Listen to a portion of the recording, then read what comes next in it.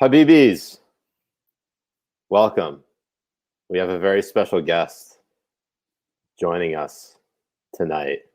I'd like to introduce you to my akh, Mujahed. Mujahed, assalamu alaikum. Wa alaikum assalam wa rahmatullahi wa barakatuh, my brothers. I want to say that being a secret Trump supporter has been hard in my life.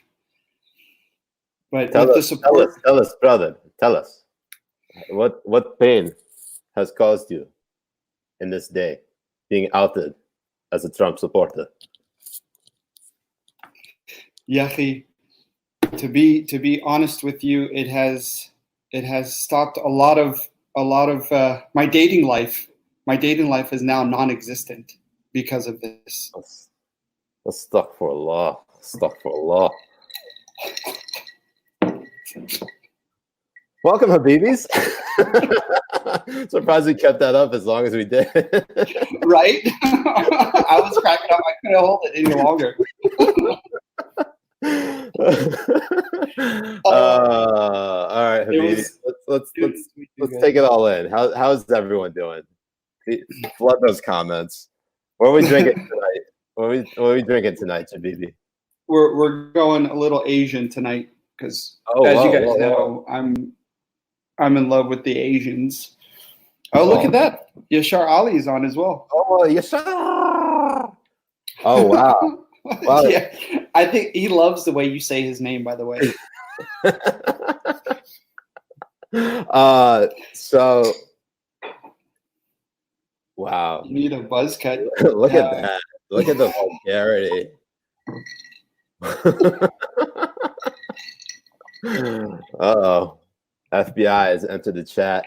We're actually going to I'll read some of these comments because we're going to try to put this on a podcast later on.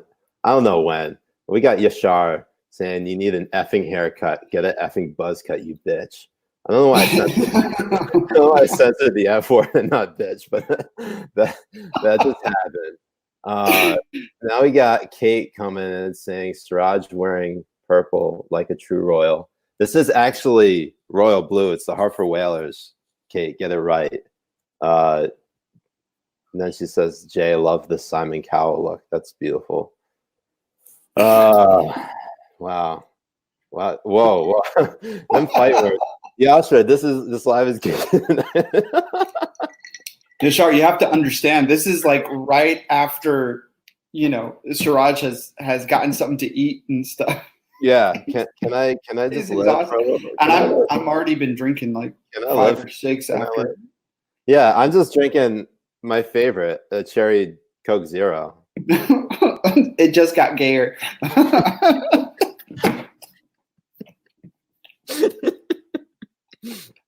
Okay, we're about 3.5 minutes in of our 69-minute live stream. We're trying to keep it. I know it's a power hour, but let's be honest. We go an extra 9 minutes. It's always the nicest. I actually am getting really hot, so I'm going to take this off. So hold on one second. Oh, show it to us. And we know that's your favorite drink. Nipple. All right, there we go. You're just doing a little bit of fan service right now. That's my OnlyFans account right there. You're going to be getting a lot of DMs later on tonight. Okay.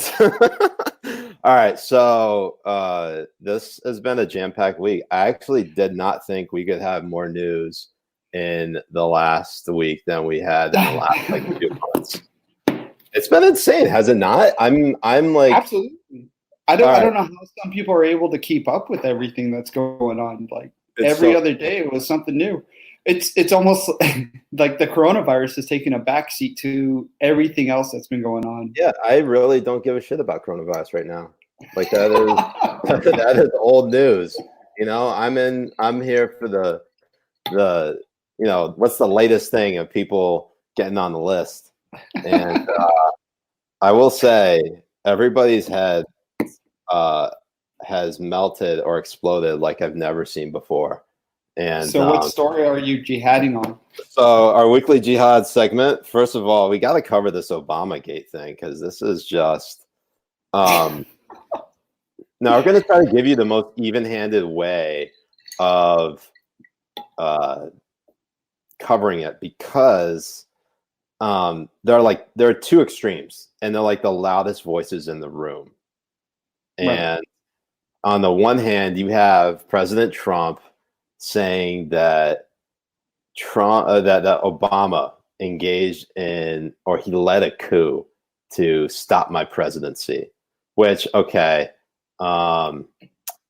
yeah, I can't. I don't know. I don't know. We don't have like the evidence to prove all of that right away. He must know something we don't.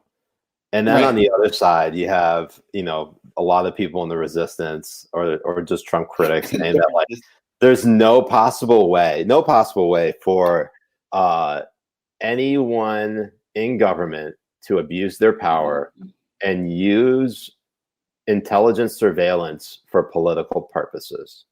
It's just like everybody on both sides has gone crazy, and there's like it's always like the truth is somewhere in the middle. That's never more true than now.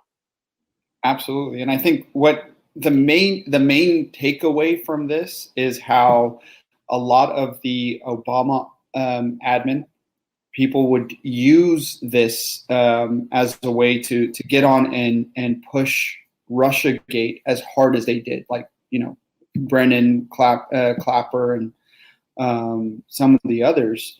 And come to find out, as we start getting the release of not only who's doing the unmasking, but also the transcripts of what they said about there not being any evidence of collusion or anything like that whatsoever. I think that's the bigger story compared to who requested the unmasking and who got to see that information. I think the most important thing is for us to focus on is how they went on for 3 years on Tapper's show and on MSNBC and everything, just pushing this Russiagate, while they swore on oath that there was nothing there.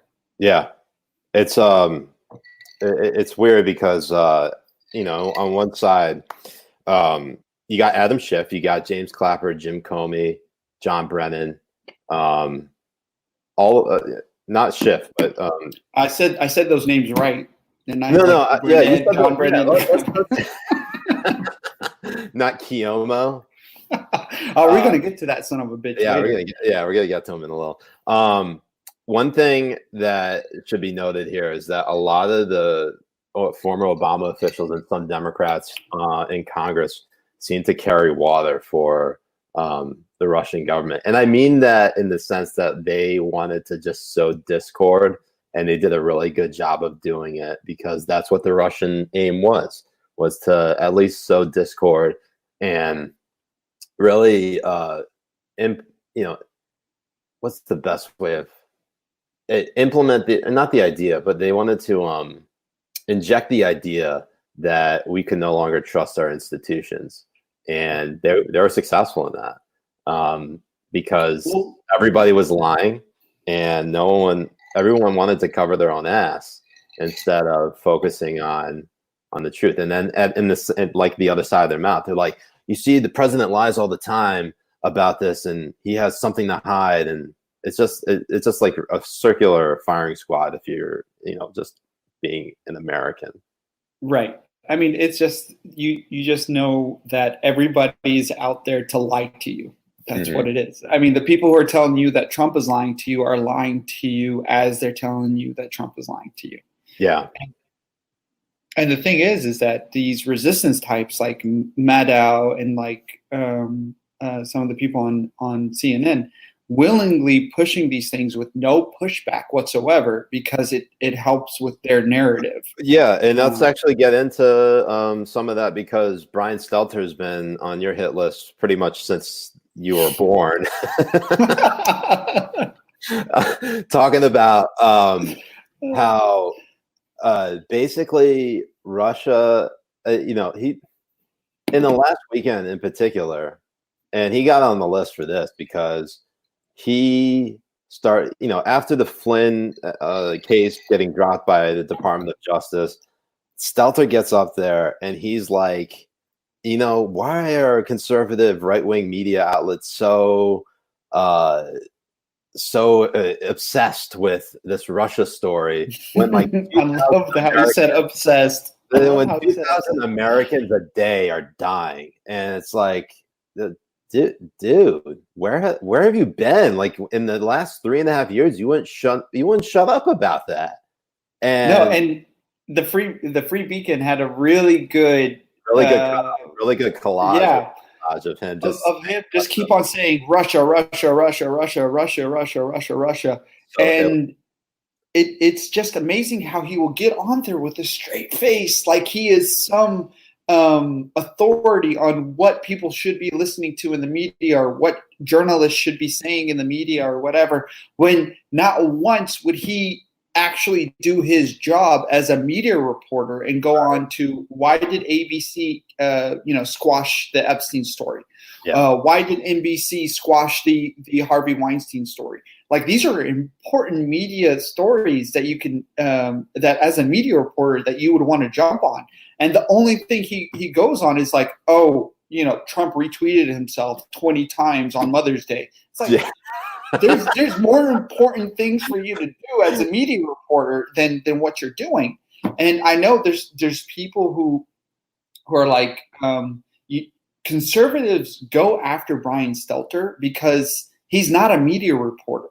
They go after him because they know what he is. He's a Media Matters little bitch, basically. That's what he is.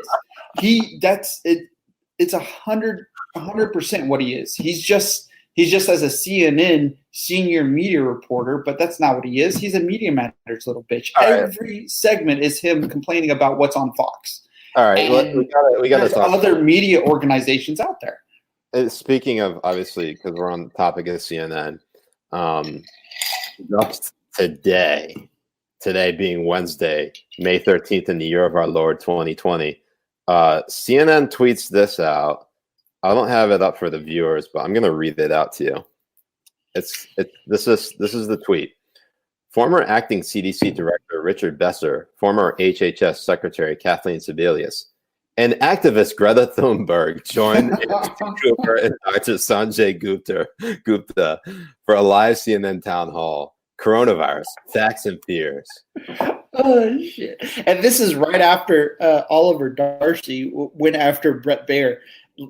Yeah, Oliver Darcy went after Brett Baer for having, basically attacking him for having a conservative woman on. Yeah, like having Molly Hemingway a Federalist and claiming that he's not like a straight news anchor because he lets her say things unchecked. Like, dude, what do you? You have no leg to stand on. No, absolutely not. And like for somebody like Oliver Darcy to go after Brett Baer, it's like Jacob Wool going after Jake Tapper. Honestly, that's exactly what it is. Back in the day, Jacob Wool used to be like on the media circuit. He used to be on like Fox Business. He used to be on I think Fusion. And this is around the 2016 election. But then like everything after that, like after everybody sort of learned that he was like a grifter and a hoaxster, then obviously like all those invites never I'm surprised he's not in jail, to be honest. Like all the shit that that it's found out about him, that like he paid people to say shit, and he Jacob Wool is the shit stain on your underwear that never goes away. That's exactly what he is. That's exactly what he is. And then Brian Stelter is the person that licks. You have like a special emotional attachment to that piece of underwear, but like that shit stain just isn't going away. And unless you throw away that whole pair of underwear, it's not. And people on like MSNBC, the Daily Beast. I don't know what that guy's name is, but he's the one who's like on the Jacob Wool beat. plumber. He always is talking about what Jacob Wool's doing because he wants to say that this guy is a is a conservative. He's part of the GOP or whatever. Yeah, and it's hilarious because the thing is like you can go after somebody like Candace Owens or I forget that guy, the other guy's name, man. Like Jordan Shackle. There he is. That's the guy. He's been off his rocker for a minute.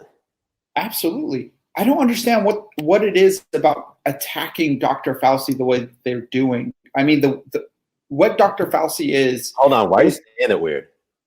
Okay, bro. I'm not good with names, right? It's Fauci. Is it really Fauci? It's Fauci. It's Italian. His name is Anthony, for God's sakes. For Christ's sake. See, I've always had a problem with pronunciation because I would say out the word the exact way it's spelled. So I would say Fauci because it's Fauci. So okay, so that's the way I would say it. But you're gonna say it because I always laugh when you say it. But I think they're taking it too far with it, honestly, because he's given his recommendations as a doctor and what he thinks will save lives. He's not doing anything to undermine Trump or to undermine anything. Like there's no malice in his recommendations or what he is trying to say or put out there. And he's the only thing that's really giving Trump more legitimacy or looking more presidential, I would say. Like he actually has a plan or actually has something in place. And for them to go after him, I think it's counterproductive. I mean, like, look, I think there's been a bit too much lionization of Dr. Fauci, and it's almost like the way. And I've been watching The Last Dance with Michael Jordan, and yeah, we talk about how like Jordan's a god amongst men, and then like there was one particular. I think the season he came back in what was it 94, 95 season, or 95, 96 season. It was 95, 96 season. He was almost human because he wasn't up, in shape. And I feel like we've gotten to the point where like Fauci's advice might not always be good advice. We should like hold it up to scrutiny to see if it actually like panned out. And like look at his track record of his like predictions. Because like back in January, he said that the Chinese government was being transparent with like, you and I both know is bullshit. Like there's no way the Chinese government can ever be transparent on anything. But like, he was using the information from the WHO. No, I understand that. Like that's where he was getting it from. And then when you see him in March talk about how if China was transparent, they would have been able to save a lot more lives. Yeah, I agree. And in January, it was more. I think it was more him following what the WHO was saying, more than following what China was saying. No, I could see how that would be the case, but I also think that's a bit naive and ignorant to think that the Chinese government isn't going to basically tell the truth or be transparent. And just want to take a pause here and just post some comments. I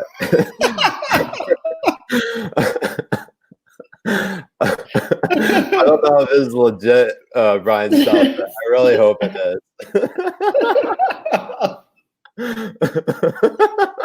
is. Someone's definitely messing with us. Absolutely, that would have been awesome if it really was. It would have been LB's wet dream if Brian Stelter actually came on here and saw me say that he is a little fucking bitch. Yeah, let's get into some comments because we missed some good ones. Let's see here.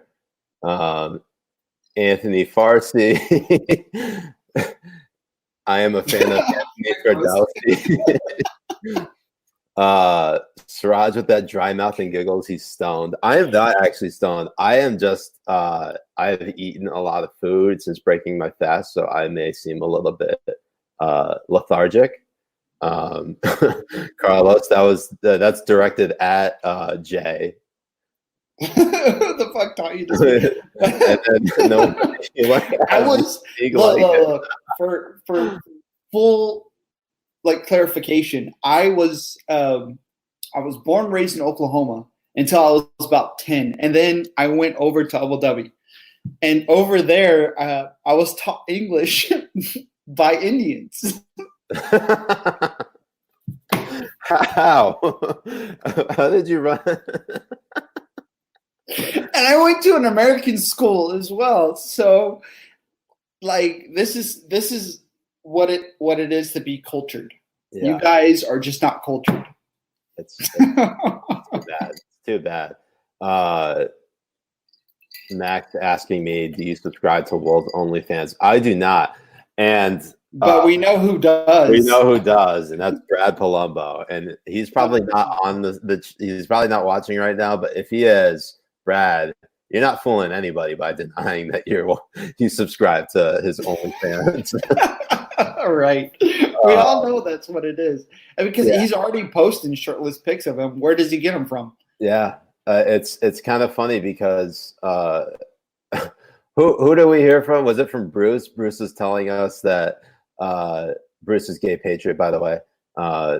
Not that anybody didn't know that already. But he was saying that apparently he knows someone who is subscribed to Wolves OnlyFans, and he doesn't post nudes, which defeats the purpose of OnlyFans. Okay, so Rishi is telling me to buy AirPods. I had AirPods on last week, and the quality of the audio was terrible. So I am not messing with it this time around. I'm going to get a professional mic and professional headphones next time around, and we'll be fine. Ryan Garrett asking if this is a Hartford Whalers tee. It is. I also had a Hartford Whalers sweatshirt on just before. I know you were wearing the sweatshirt and then the t-shirt after. Yeah. And Carlos says, while I was taking my shirt off, Siraj's nips are hot, but Jahannam is hotter. Jahannam, for those who aren't familiar, Jahannam is hell, the hellfire. And I'm convinced Carlos is actually Muslim because he knows far too much Arabic. Right. he lets on. And Islamic terms as well. That's true too. So, all right. We got caught up, I think. We did. Yeah. Let's see. So, moving on. Yeah, I guess that's it. All right, we'll see you, Habibis. Okay, all right. No, all right. So have you been drinking? Dude, I'm high on life, man. I'm drunk AF on life, son. Wow. Yeah. Well, the Phil from All That Remains is here. What's up, Phil? Phil coming through. I gotta say, who's the one guy from Adam Sandler's workshop or his producer studio, Alan Covert, the guy who was in Grandma's Boy. Yeah, I didn't realize, dude. He followed every single one of my my band accounts. Like, I don't know how we find each other, but we do. And I think one of the commenters here, Cox, he's followed me since probably my 7th account as well. Okay. Yeah, I think I followed you since the first account. But the funny thing, you have. Yeah, I just wanted to point out, and then the reason why I'm having a bit of I wasn't starstruck, but I gotta say it is weird to sort of interact with some of these people online, like they're just normal people. And actually, they're actually cool. They're actually just they're not their heads aren't so inflated that they think they're the shit and they can, they're not going to talk to you.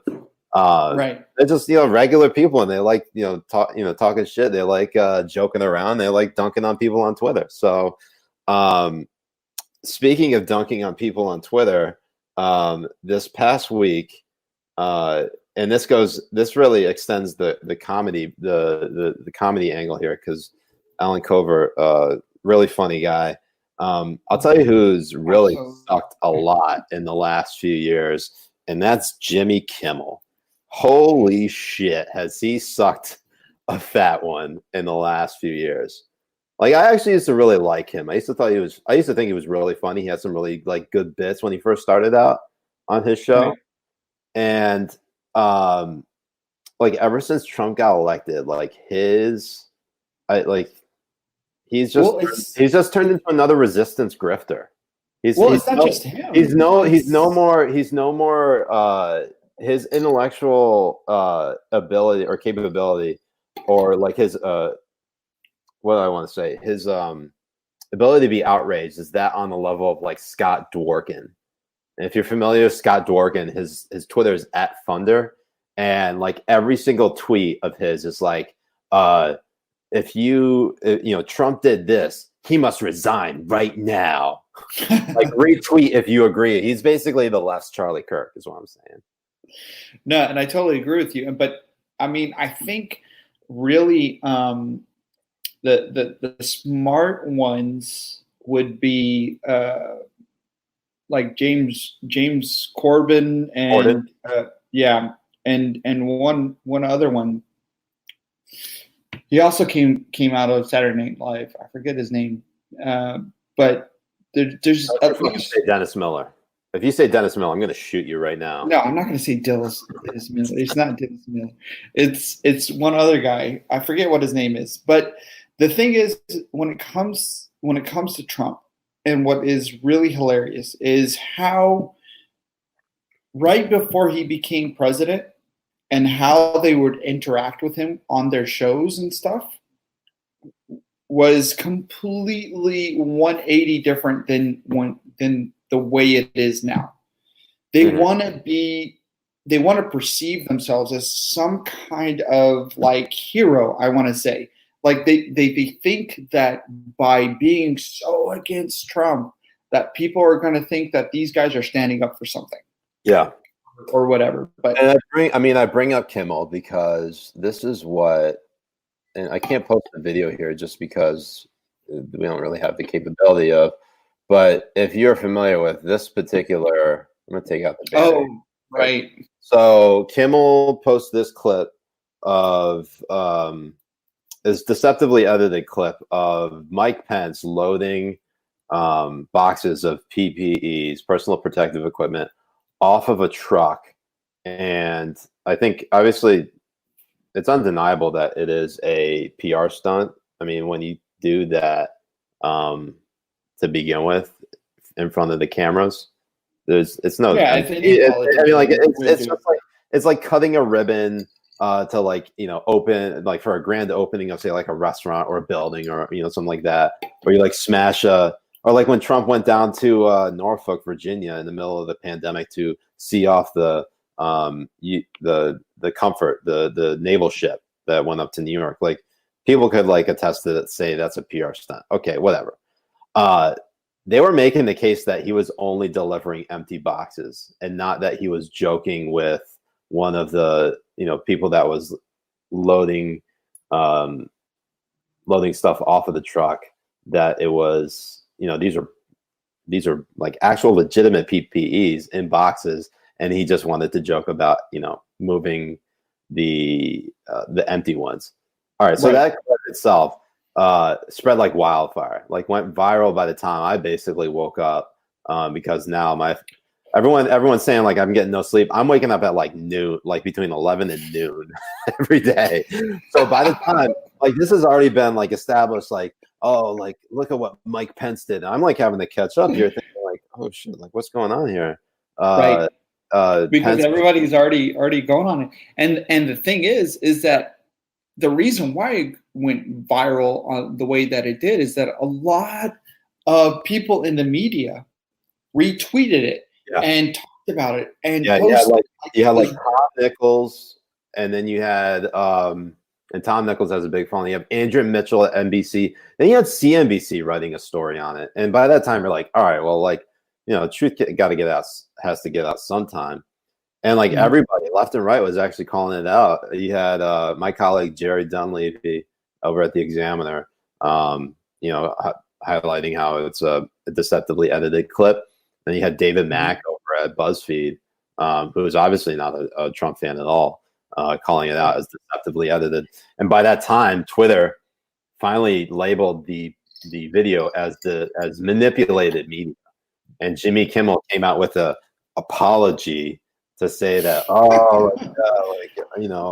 this is. Well, he tried to pretend like he was the victim about it too, because he was like, people are cursing at me and saying mean things on Twitter and blah blah blah. It's like, why not come out with an actual apology about it and stuff, and really make it as a comedy and let people know that you're trying to be funny, than actually editing it where you see these big media news personalities tweet it like they think it's real. Yeah, and I think Twitter.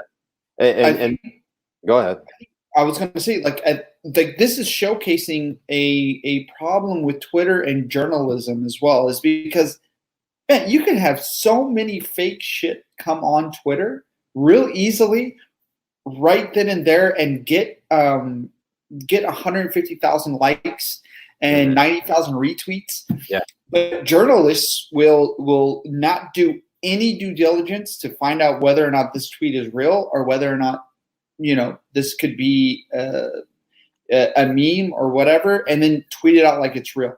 And they do it because it sets the narrative that they want, and it shows their hand, basically. Journalists are supposed to be unbiased and not fighting for a side, but this is showcasing that they are, and they want this narrative to be true. It shows me two things. For one, people are trusting comedians on late night shows a little bit too much, as like they are actual sources of information. And I actually blame Jon Stewart for this, because 100%, he's the one who set the precedent for it. Because I mean, I say that having been a fan of the Daily Show and Jon Stewart, but like I feel like the damage he has done has now outweighed like the good, and like highlighting hypocrisy and bullshit. And the thing is, you have that aspect, people taking that as fact, and it's starting to, and people are starting to question, like, oh, he's a comedian, so he's just doing satire. Like, okay, but if his satire is being taken as fact by pretty much like 90% or majority of the people who are viewing it, then where's the satire? It's ridiculous. And especially if it's being reported on CNN or MSNBC as news. Yeah. And well, that's the thing, is because there's been such a heavy reliance on these comedians to do politics and have them almost become. There was like a long running narrative that like Jon Stewart and like John Oliver and Stephen Colbert were doing better journalism than like the actual journalists in the news. And looking back on that, you're like, holy shit, like how wrong were all these people? They're satirists and they're covering news, which pretty much all satirists do. But you got to take that with a grain of salt. And they forgot to fact check these people. And now John Oliver they're trying to push John Oliver as the same thing. Yeah, and they can't hide behind the label of comedian anymore. And you got Samantha Bee as well. LB mentioned Samantha Bee because she is another person who's now basically become a simp for everything that's Democrat. I think there was like a interview in the last week or two about she was interviewing Kamala Harris and how one of her questions legitimately was this. It's like, how are you going to be vice president and attorney general at the same time? And then she just did this. You're like, get the fuck out of here. I know. It's they're not the murder hornet. I mean, if we thought it was bad during the Bush administration and stuff, just watch the same exact people who would go on Bush really hard say that they wish Bush was back. Yeah. Oh, yeah. Oh, man. Oh, speaking of people wanting Bush back, Mehdi Hassan. He was It's one Mehdi. Mehdi. I can see why Yashar gets on to you about mispronouncing his name. Yeah, but like I could do Arab names like no other, but when it comes to like English names, Italian names, and stuff, it's weird. It's completely flipped on its head, or it's very stereotypical and on brand for us. But anyway, right, one or the other. But as you were saying, Mehdi. With Mehdi, you know, a whole article about how he wished Bush was back, and it's just right, especially coming from him, who was really in the forefront of saying that Bush is a war criminal and Bush needs to be, tried and all this kind of stuff. For him to come out with an article like that is just really mind-blowing to me, because in terms of how many Arab deaths or Middle Eastern deaths, the death count that can go onto a president, the only one that rivals Bush is Obama. Like, Trump doesn't even come close to any of the conflict that he has started or he has bombed or done in comparison to Bush or Obama. To Mehdi's credit, he at least was pretty consistent in calling out Obama on like the drone war and basically opening up war fronts in Libya. But he's still writing that op-ed saying he misses Bush. Like, come on, dude. Like, now you just sound thirsty.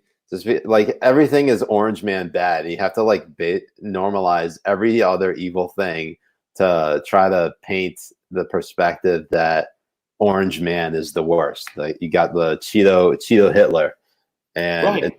It's tiresome. Like, we've seen, basically it's on level of every single Jen Rubin Max Boot column that's ever been written. That's pure and simple. And the reason why I didn't want to get off too much on the tangent with the whole Mehdi Hassan thing and talking about comedians is because earlier this week, and I don't know if anyone saw this, or if you missed it, but Jenna Friedman, who is a comedian, I guess, she doesn't seem to be very good at it. Not at all. She here, let me get rid of this banner here. On Monday, she posted, breaking news, Senate Majority Leader Mitch McConnell has tested positive for COVID-19. Okay, so you look at that, you're thinking, all right, there's no source, there's no link, because normally when you see something like that, there's got to be like a story somewhere. You can't just like post that shit in the tweet and just be like, yeah, he's tested positive for coronavirus and there's nothing more to it.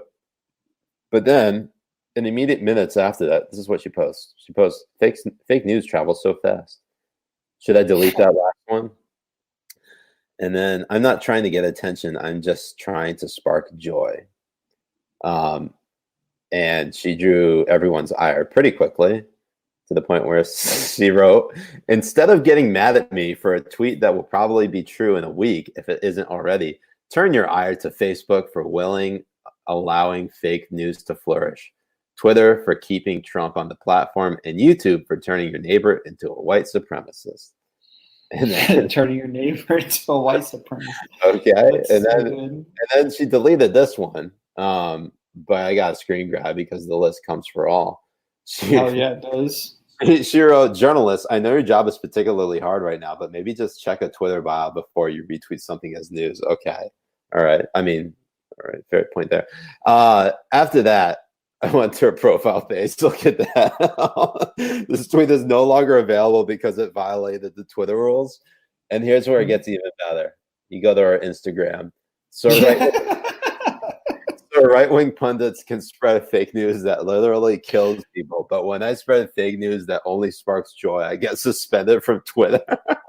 That only sparks joy. I mean, it's amazing. It's amazing to me how these people are supposedly the moral good to wish death. Like they want people to die, and they think that this is a spark of joy celebration or something. Yeah, and it just showcases that they're really out of touch. Like there's no. I mean, look, if you are a hardcore resistor, you might find that original joke funny, but that honestly, if you saw that, you would take that more as fact, and you would, if you hated Mitch McConnell and you wanted him to die, that's really the target audience that's after. That's not like general satire that or a joke that you tell that's political, that actually in her goal was to spark joy. It obviously did the complete opposite. Despite the fact that she she had her account suspended. I don't know if she got back, but before I guess she suspended her account, she blocked me. So no, a lot of people block you for putting them on the list. No, I know that. And the thing is, like, she says that she's a formal writer for one of the late night shows or whatever, but and you just know that there are every person who writes for a late night show is a Jenna. Every one of them. She's just the worst one out of the rest of them because they all write the same shit. They all have the same jokes, and they're all not good. Basically, I think in the late night realm of the Trump era, it's just the same thing over and over and over and over and over again, and people are just like bored of it. Yeah. Let's get to some comments. Fuzzy says, Siraj, I think your boy Yusuf is on the stream. Okay, I don't know if I'm looking through the comments here. I can't see him, but I think I have a tweet from him. Let's see. No. Oh yeah, no, he's not on the stream, but the tweet of him talking about or laughing. There was a Israeli soldier that died earlier this week from a Palestinian throwing a rock and hitting him in the head and killing him. And he was basically dancing on the dude's grave and saying how he was no longer able to kill Palestinians anymore. Like, look, the Israeli-Palestinian conflict is complicated, and I've basically been on the side of like advocating for the Palestinians to now where I'm at, where it's like, all right, I don't think peace can truly be accomplished when one side's government is being run by a terrorist organization whose mission statement is to wipe Jews and wipe Israel off the map.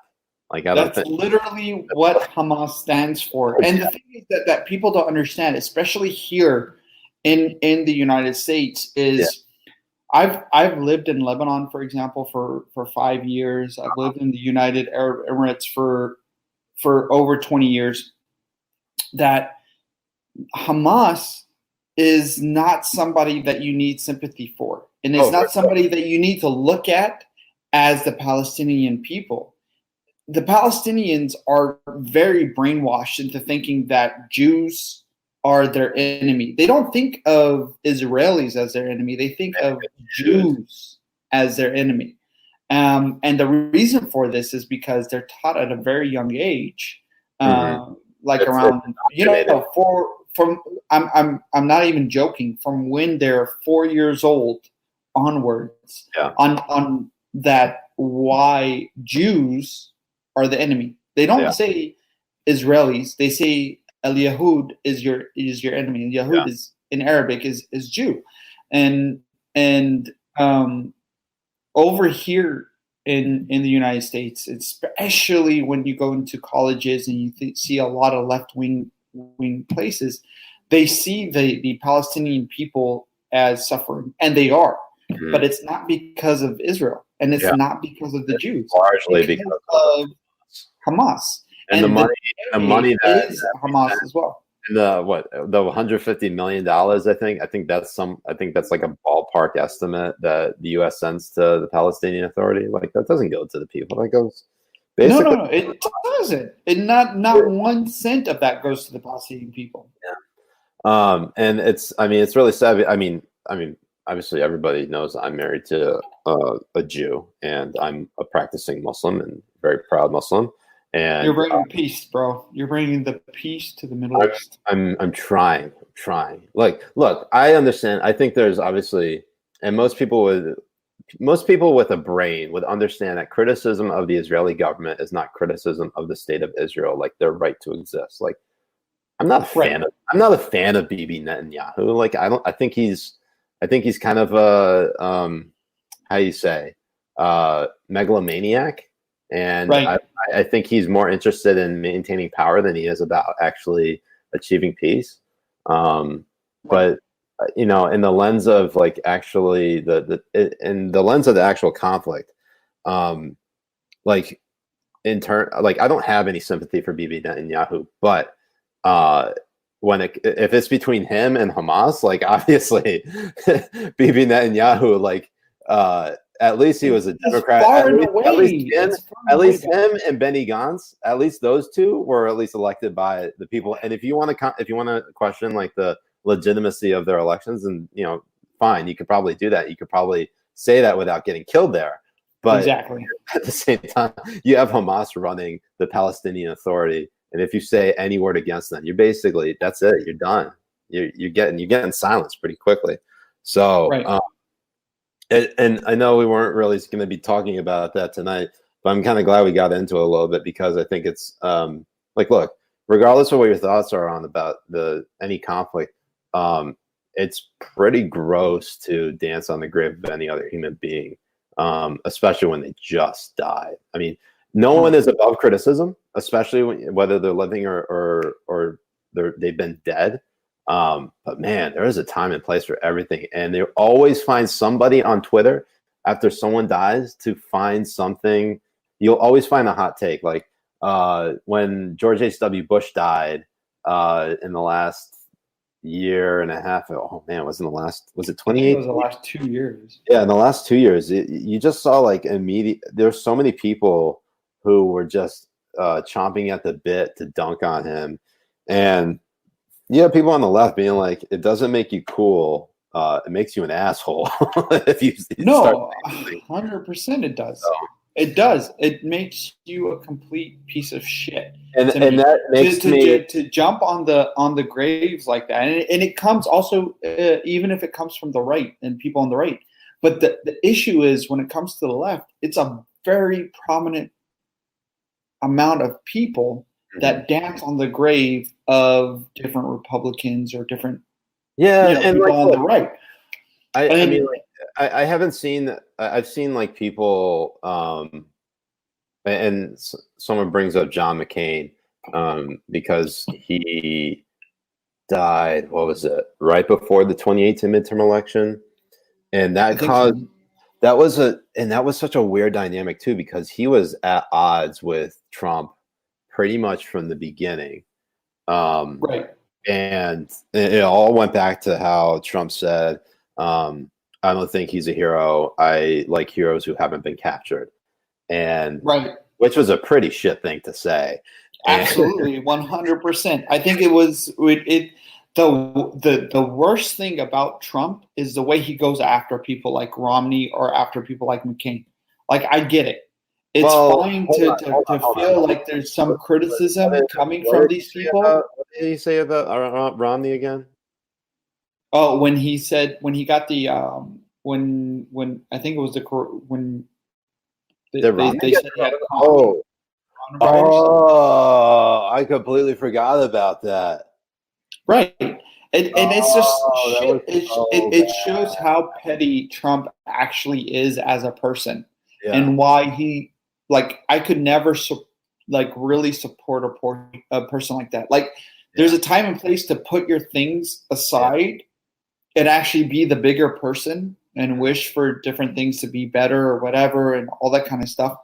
And I get it. Like there's a lot of animosity towards Romney as well. Mm-hmm. But the thing is, when he's voting 98%, 97%, you know, in the way of your policies and stuff, it's okay to be with him from time to time. To say I'm reaching out to him, to say I want to see what he can bring to me in terms of reaching out to the other people who support people like Romney. And I think it would have gone a lot more and further away for somebody like Trump if he did something like that with Romney or with McCain. Yeah, and he did that with like when remember with Debbie Dingle after John Dingle died, he was insinuating that John Dingle was like basically in hell. You remember that? I don't. That was in like December. He did this at a rally. He was saying that John is looking up on Debbie. This was after the impeachment. I'm remembering. And it was just like, holy shit. He did not just say that. The president of the United States just basically suggesting that a former congressman is roasting in hell. Like, that was really bad. That was. No, I'll find it and I'll send it to you. But it was just like next level awful. I think he actually made number one. He made number one on the list because of that. And then following Kobe Bryant's death, a hit article came out about his rape accusation in 2003, 2004, like an hour after he died. Which, by the way, it's certainly fine to criticize him and question that, but man, everybody at that time was hurting, and I don't think it was just not appropriate at all. So, no. You should go get Earn. You got like 5. You got. I'm gonna run and grab him right now. 1 second. Nope, but I can read your guys's your comments and go over it. Are you good reading comments? Can you want to post? I'm getting Earn here. Let me just make a banner real quick. Any questions you guys have that's not Earn related, because I don't have Earn over here.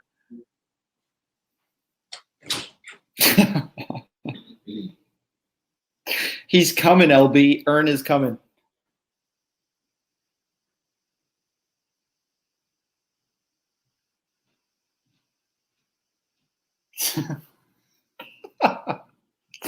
That's right.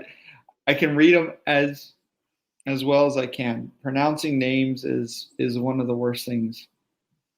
And the wedding with Bruce's mom, it's up to her. The reason why I call Stelter a bitch is because that's what he is. A weasel. I think a weasel has some pride in what he does, and a bitch is not somebody who's prideful. I am not drinking mom piss. I'm drinking Japanese whiskey.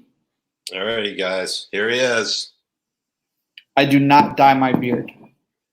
Here he is. Let's get a good angle on him right now. Look at that. I was raised in Oklahoma City.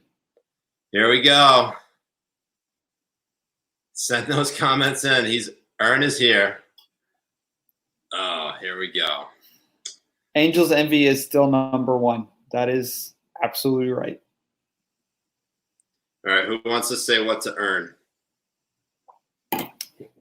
Earn's fielding questions.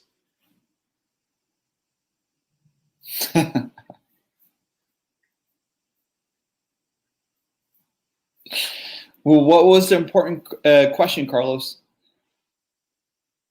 Here, let's pull up some. Let's see, Carlos. I had an important question, and then I'm still waiting for it. I'm pretty sure your mom can give you the answer. Hold on. That's where so if you mentioned moms, put on me with your mom.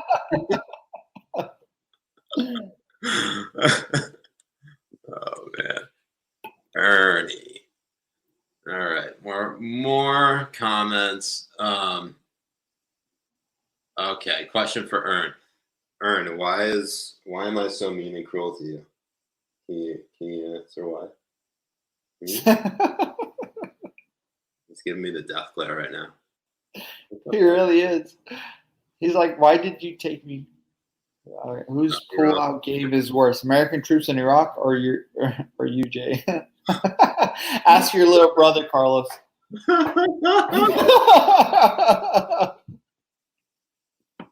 Oh man.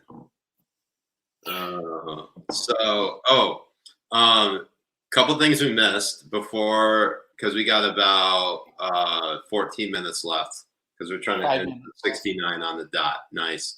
69 on the dot. Okay, gotcha. 14. So one thing, Ahmaud Arbery. So that was a real. Oh yeah. That was such a weird story because what's it called? It seemed like from the video that we watched, that seemed like a clear-cut case of at least murder. And 100%. And that's even with what everything else that's come out with people like Candace Owens and other people wanting to say that he was going into somewhere or he was breaking into something or whatever. Yeah. I mean, even then, that doesn't give you the right to kill anybody because it's not going it wasn't going into anything that was owned by anybody. It wasn't going into your home. It wasn't doing any of that kind of stuff. For you to be coming in and saying, "Oh, he wasn't jogging," or it's like fuck you. So like this. So I had Candace Owens make number one for one particular tweet. Let's see if I can pull it up. And Andy Nagaro too, bringing up his shit from 2000 and Andy Nagaro. Is that his last name, Nagaro? No. It's Andy. No, is that how you say it? No, it's NGO. The G is silent. How you? I'm also bad at Asian last names too. It looks like. And you love Asians. How is this possible? Right? I'm putting this away. Jay, you're not a real person. You know, I'm talking basically to a hologram right now. That's exactly what you're talking. And honestly, that was not me. I like 100%. I'm telling you guys right now, that wasn't me. I did not go on to that show. I did not say anything about being a secret Trump supporter. I mean, I think I'm pretty open about everything. You know what I mean? I wouldn't need to be pixelated or anything. I would come out and say whatever it was. Yeah. Well, we are.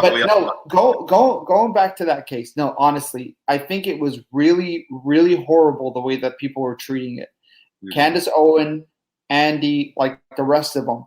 It doesn't matter any of these things. Those two people that the father and the son that went out and killed this person need to be tried for murder. 100%.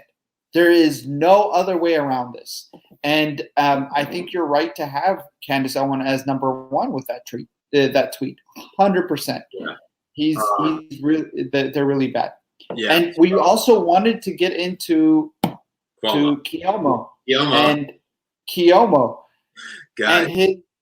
And the fact that New York has probably been the worst out of every state to come out of the coronavirus. Yeah. And it's amazing seeing the contrast with the media between Kemp and the Florida mayor, the Florida governor. Ron DeSantis. DeSantis. It's DeSantis, not DeSantos. Were you gonna call the Georgia governor Brian Hemp? Isn't it Kemp? I said Kemp. Yeah, it is Kemp, but you're gonna. Okay, there you go. I got one right out of this whole night. Anong says, I'm a huge fan of that famous Mozart libretto, The Marriage of Nogaro. What is that? Did you say Andy Nogaro? Is that how you said it? Yeah, I did. And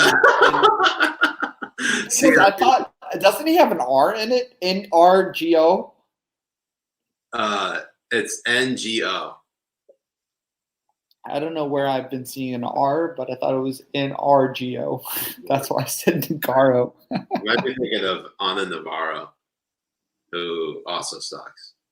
But, No, really. No, but like to go back onto what's happened in New York is... So 5,300 people have reportedly died in nursing homes since the start of the pandemic because in March, Andrew Cuomo essentially put in place an order to have recovering coronavirus patients go to either nursing homes or adult care facilities.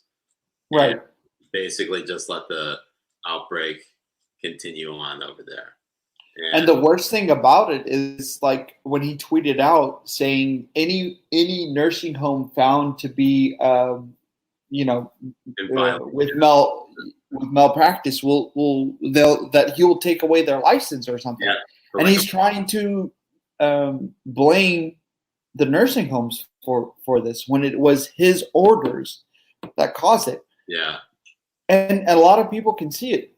Yeah. When you're on Twitter and you're following these journalists, not one of these people are talking about it. Yeah. None of them are tweeting about it. None of them are saying anything at all.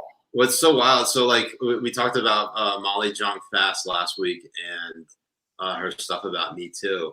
But one aspect that was interesting was that she was basically treating Andrew Cuomo like he was the president already, which, right. If you look at this particular policy, and I was making the case on Twitter earlier that he was really padding his resume by implementing policies that result in the deaths of people. And that's 100% what happened. Presidential than having people killed. I can't think of anything. Can you, Ernie? Once he kills me, Ernie is basically ready to be president on day one. He's going to commit jihad on Cuomo. But the funny thing about people like Molly and people who work right now for Bulwark is how obvious they are at being grifters. 100% obvious at being grifters. The way that Molly came out with a article about Tara Reid and how it is the right that are using Tara Reid as a weapon and stuff. Yeah. Like Ford didn't fucking happen, and how she was writing about Ford needs to be believed and all this kind of shit. Not just as a weapon for anything, but as a weapon to destroy the Me Too movement, which couldn't be further. They destroyed it. They're the ones who destroyed it, 100%. Because they went from believe all women to saying that believe women was a slogan. Yeah. But we didn't want to go away from due process and finding out the truth and all this kind of shit when they're saying that Brett Kavanaugh was a fucking train rapist and he had train rapist parties and stuff like that. Yeah. And people don't forget that shit. They don't forget how easy it was for them to jump on that kind of narrative. I think the one thing that frustrates me and probably frustrates a lot of people is that, let me get the camera a little bit more on Ernie, is that LB is saying that he's starving. No, he is just fasting. He's being a good Muslim. He's eating. I think the one thing that really frustrates everyone, and me in particular, is that a lot of times in the news media, they report things in a vacuum, like it never happened before. It's something completely new. And they have selective amnesia about basically any story that goes against their narrative. And they pretend like that the thing that they're reporting on is completely unprecedented and it never happened before. And it's only the worst thing ever because, say, ex-Republicans will just say Trump did it, which is absolutely insane. And I think you're seeing less trust in the media because they're being called out on their bullshit in real time. And I think that's when you're starting to see how the media is pushed back and saying, like, why are you attacking journalists? And you got this asshole over at Biden's campaign, Andrew Bates, basically saying that Catherine Herridge from CBS News, who used to be at Fox News, reporting on the unmasking of General Flynn, reporting that Joe Biden was one of the people who was involved in the unmasking of Flynn for intelligence purposes. Calling her a hack. And that basically a right-wing hack. Right. And it's amazing. And the thing is, you saw Jake Tapper like call him out for it and stuff. And then 2 minutes later, like not even 20 minutes later, he had to say is like, well, if you're retweeting this, you need to know that Trump is blah blah blah blah blah blah. And it's like it just totally kills that aspect of it. It's like he doesn't already get thousands of retweets when he calls out Trump for being, shitty to Acosta, shitty to journalists in general. And then he just had to do it. He's never tweeted out something like that before. And I mean, what you really have to what this shows people is that people who work at CNN, like Jake Tapper, like Brian Stelter, Oliver Darcy, all of these people who want to say that they're actually neutral, they're not. Yeah. They are as bad, if not worse, than fucking the people at MSNBC. Mm-hmm. And especially Don Lemon. And then you have Oliver Darcy talking about how can you consider Brett Baer, neutral or a proper journalist when he has people like Don Lemon fake crying over fucking Smollett or whatever the fuck his name is. Smollett. Exactly. Did he really cry over Jussie Smollett? He whined about it or some shit, like on air and stuff. Like it's just insane to me that you have these people come out and pretend like they're some authority on what it is to be a journalist and what it is to talk about news when they themselves are like so apparent to be anti whatever GOP or Trump is pushing out. And it's we got about 90 seconds left before we end on 69 minutes. Nice on the dot. I just want to highlight this one particular comment from Julio, our good buddy Julio over at Town Hall. Jay is literally the inner city substitute teacher who gets names wrong from Key and Peele. And that has never been I have never seen a more accurate comment on any of it whatsoever. We got Andrew Cuomo, Anthony Fauci, D Nice. Aaron.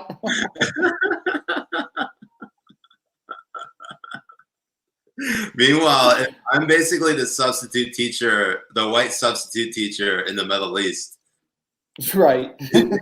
Yasher, Mehdi. Yashar. It's you just gotta roll your R just a little bit. Yashar. Well, Habibis, thank you again for joining us this week. Ernie, Jay, and I all appreciate it. We're going to try to get this up on all the podcast streaming sites so you can listen to it later. Obviously, subscribe to the channel, like, comment in the replies. We'd love to hear it. And we'll be back in another week with another Habibi Bros, Habibi Boys, Habibi Power Hour. Jihading. Peace, Habibis.